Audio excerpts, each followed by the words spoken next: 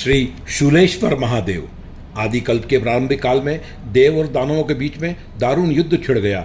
उस समय दैत्यों का अधिपति जम्बदैत्य और देवताओं के राजा इंद्र दोनों युद्ध करने लगे, जिसमें देवगण परास्त हो गए और दैत्यों ने विजय लाभ लिया। विजय होकर दैत्यों का सेनापति अंधकासुर मंदराचल पर्वत पर पहुंचा और उसने भगवान शिव के पास में दूध भेजकर माता पार्वती को उन्हें देने को कहा।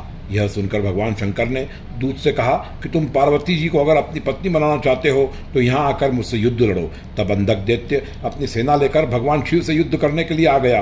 अंधक ने भगवान शिव के साथ घोर युद्ध लड़ा। तब भगवान शिव ने अपने त्रिशूल से उसके शरीर को भेद दिया और उसे आकाश में घुमाने लगे। तब उसके शरीर से रक्त बिंदु निकलकर भूमि पर गिरने लगे। उन बिंदुओं द्वारा अनेक करोड़ दानव वीर उत्पन्न होकर भगवान शिव से युद्ध लड़ने लगे। तब भगवान शिव ने भीषण रक्तदंता दुर्गा देवी को उत्पन्न किया। तब देवी रक्तदंतिका अंधक के शरीर से गिरते हुए रक्त का पान करने लगी, जिसके कारण अन्य दानव पैदा नहीं हो पाए। इसके पूर्व जो दानव उत्पन्न हुए थे, देवी ने शूल से उन सभी को समाप्त कर दिया। अंधक को भगवान ने अपने शूल पर टांग दिया।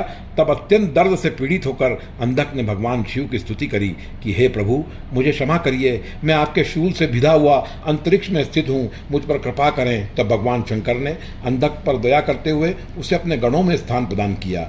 जिस शूल से भगवान शिव ने अंधक को विद्ध किया था, तब उससे कहा कि तुम पुण्य फलप्रद महाकाल बन जाओ, जहाँ पर पृथुकेश्वर लिंग के पूर्व में लोक अनुग्रह कारक मुझे प्राप्त करने वाला एक दिव्य लिंग है।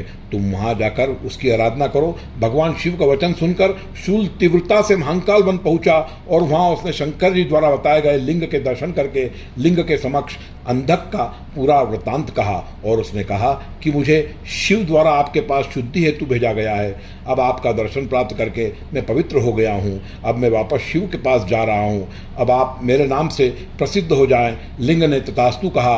अब से यह लिंग शूलेश्वर नाम से ही प्रसिद्धि पाएगा। इस लिंग के दर्शन से मानव को श्रेय की प्राप्ति होती है। यहाँ भक्तिपूर्वक दर्शन करने से विविध तीर्थ स्थानों का फल प्राप्त होता है। वर्तमान में यह लिंग उज्जैन के ढाबा रोड पर खटिकवाड़ा में स्थित है।